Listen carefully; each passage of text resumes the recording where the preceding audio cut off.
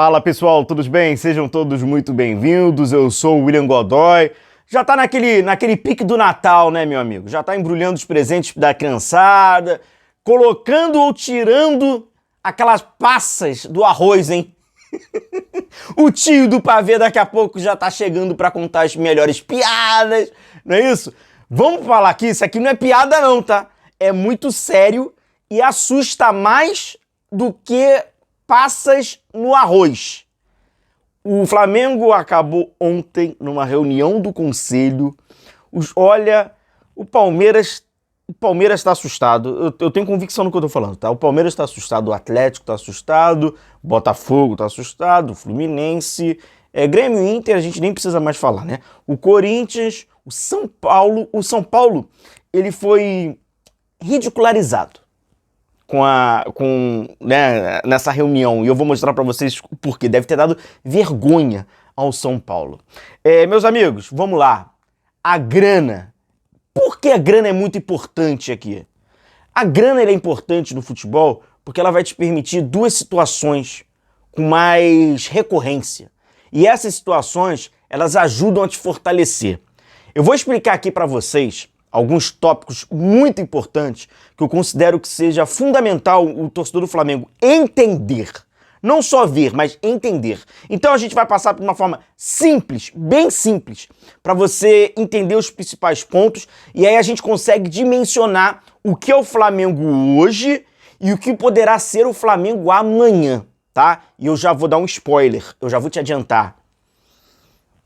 É positivo, é muito positivo, tá bom? Então, a grana no futebol, ela te permite duas situações. Ela te permite, primeiro, otimizar e qualificar, né? Você consegue ter os melhores. E a exigência por você ter grana é você ter os melhores. Eu não tô falando do melhor camisa 10, do melhor centroavante, só unicamente não. Eu tô falando de ter o melhor departamento, os melhores profissionais que estão influenciando diretamente nos atletas, comissão. Então, o dinheiro, ele te permite isso. E o dinheiro te permite errar. E aí que tá. O dinheiro te permite buscar, você não vai acertar sempre, você não vai ter 100% de aproveitamento, e aí você consegue errar sem que esse erro ele tenha um peso muito grave no seu planejamento. Então a vantagem da grana é essa. O dinheiro, em aspas, te dá licença de errar. Então a margem de erro do Flamengo, ela é maior do que a de alguns clubes que falam, meu, essa aposta, ou isso aqui vai dar certo, ou isso aqui vai me quebrar, tá bom? Em outras palavras, é isso. Vamos passar aqui por algumas situações, alguns slides que o BAP acabou apresentando ali no conselho da reunião. Eu vou explicar aqui vocês os principais, pedir só para você deixar o seu like, que é muito importante pra gente. Deixa a sua curtida. O amigo que não tá inscrito ainda no nosso canal, inscreva-se aqui no nosso canal. Tem vídeos diários. Amanhã, Natal, não vai ter não, mas no dia 26 eu já trago as atualizações para vocês. A gente já vem com tudo de novo, beleza? Então deixa o seu like, deixa a sua curtida e se inscreva aqui no nosso canal. Esse aqui, eu acho que foi é importante, a gente acabou passando, né, em algumas oportunidades aqui no canal. O Abel Ferreira chorou, lembra? E eu falei, pô, o Abel foi um hipócrita do caramba, demagogo e tal, não sei o quê. E aí mostra o que foi o cenário da temporada 2025, a questão de contratação, né? O Botafogo gastou 716, o Palmeiras também foi ali na mesma margem, né, foi 713, o Flamengo gastou 309, cara. O ranking de gastos em contratações. E aí, considerando a disponibilidade acima de R$1 bilhão que o Flamengo anualmente, né, estabeleceu no seu orçamento trienal, o Flamengo terá a possibilidade de investir de forma recorrente nos próximos anos, acima do realizado em 2025. O próprio BAP acabou dizendo na reunião que ele seguiu uma linha um pouco mais conservadora na janela do meio. Porra, é a janela que tem Lino, que tem o Jorginho, né? Ele falou que foi um pouco mais conservador, pois estava querendo analisar como era a situação e promete que o Flamengo... Cara, sinceramente, eu não sou aquele flamenguista que vamos lá, 1 bilhão, vamos... Eu acho que tem que gastar bem. Quanto vai ser gasto? O Palmeiras gastou mais que o dobro e se lascou na temporada, né? Teve alguns vácuos no elenco... Enfim, eu acho que é otimizar, né? Mais do que quanto vai gastar, é como vai gastar, não é isso? Então, de qualquer forma, a gente mostra o óbvio, né? Aqui no Flamengo foi bem melhor do que o Palmeiras na questão de gastos, e o Abel Ferreira fica com aquele chorinho mentiroso, farsante, né, dele, e discurso de vítima. Isso aqui é sensacional. Isso aqui é sensacional, tá? É a projeção do Flamengo de 2025, e aqui a gente tem que ter um pouquinho de atenção, pois aí a gente vai passar por receita, vai passar por margem recorrente, receita recorrente líquida, enfim. Isso aqui é isso aqui que assusta o palmeirense, o vascaíno, o botafoguense e ridiculariza o São Paulino. E você vai entender aqui o porquê. Essa parte é essa que é importante. Em 2024 a gente tá falando tudo de bilhão, tá? A gente tá falando aqui de bilhão. O Flamengo em 2024 teve uma receita bruta total de 1,3. Em 2025, essa receita passou de 2 bi. Passou de 2 bi. Ela acabou crescendo 761 milhões, tá? A receita recorrente líquida de 1,1 foi para 1,4, tendo um crescimento de 313. A margem recorrente de 224 ela foi para 365 e a margem total de 271 foi para 636, né? Uma diferença aí de 364.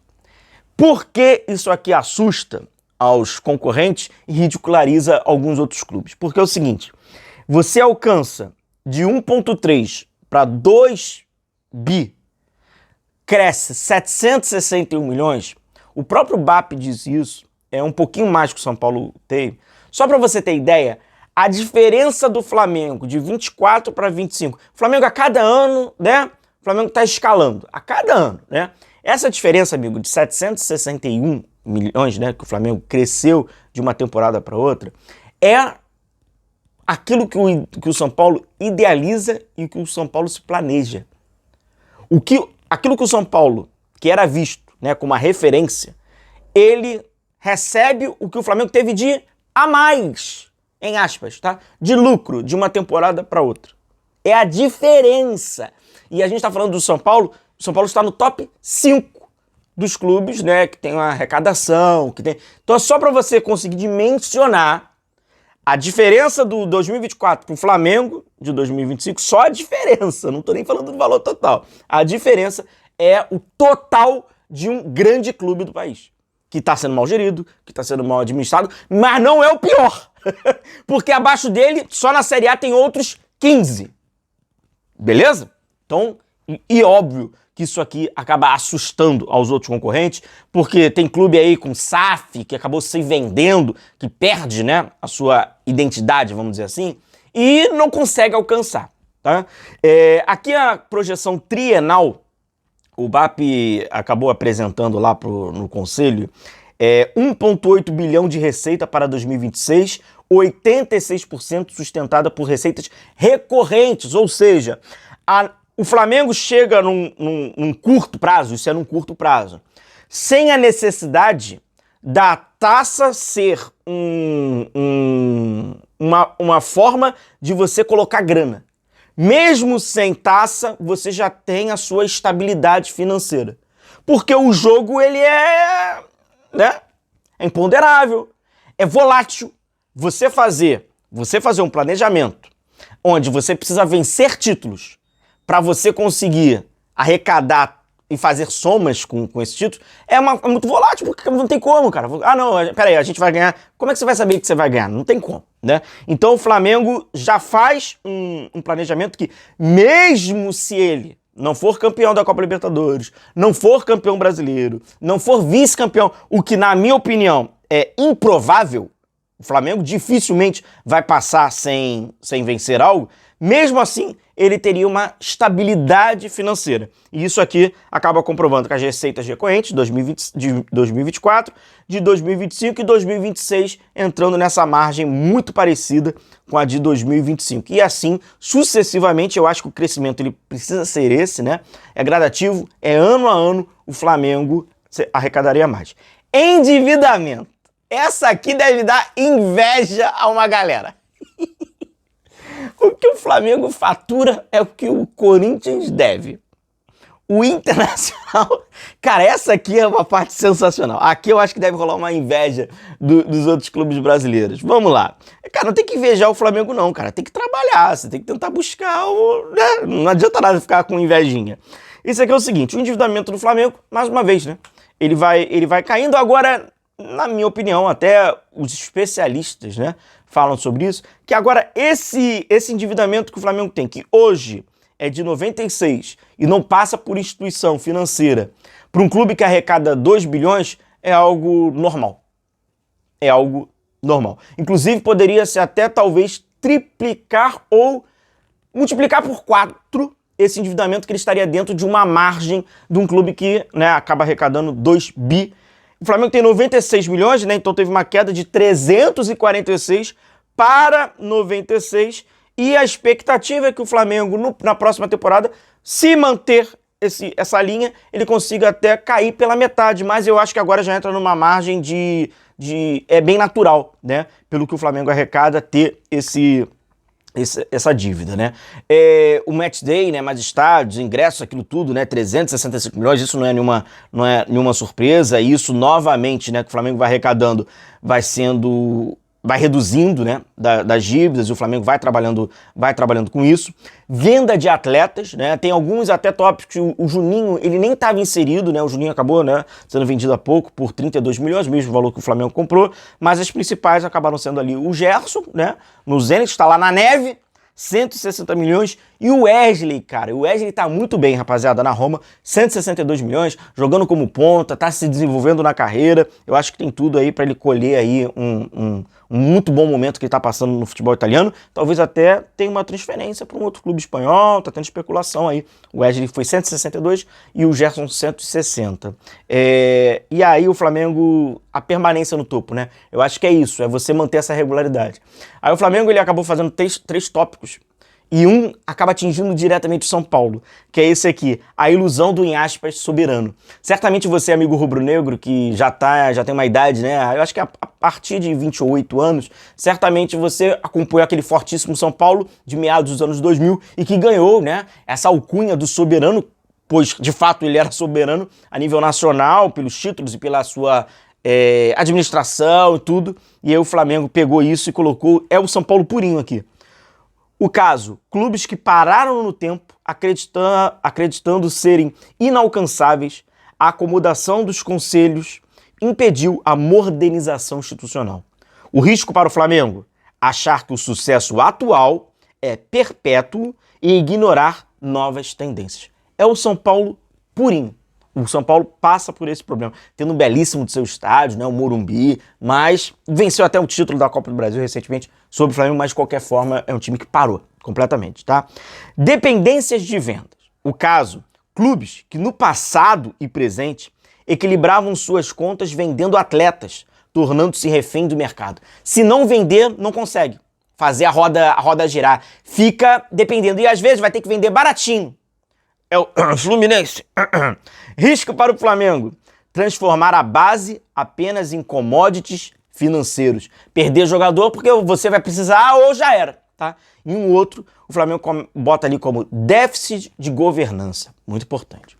O caso, clubes que sofreram com falta de profissionalização e crises políticas. Vasco, ocasionando falta de planejamento de longo prazo. Risco para o Flamengo: permitir que a política interna sabote a gestão profissional. O futebol, ele é cíclico, a gente sabe que quem está lá em cima pode estar lá embaixo, dependendo da irresponsabilidade que pessoas, homens que comandam, né, o futebol podem vir a fazer, irresponsabilidades, crimes, mas se você seguir essa linha, com certeza você tem essa estabilidade. Meus amigos, a perspectiva para o nosso Flamengo, ela é muito, muito, muito boa, e eu acho que quem acabou vivendo aquele Flamengo dos anos 2000 sabe, né, o sabor que é você ter um Flamengo para uma linha de responsabilidade financeira, um caminho de crescimento. O Flamengo está num caminho de crescimento. Isso é comprovado a cada ano que passa. Quando a gente pega os balanços do Flamengo, a gente vê essa tendência de crescimento. Certamente na temporada de 2026 eu vou fazer um vídeo falando que foi melhor do que 2025. E você acompanha a gente por aqui.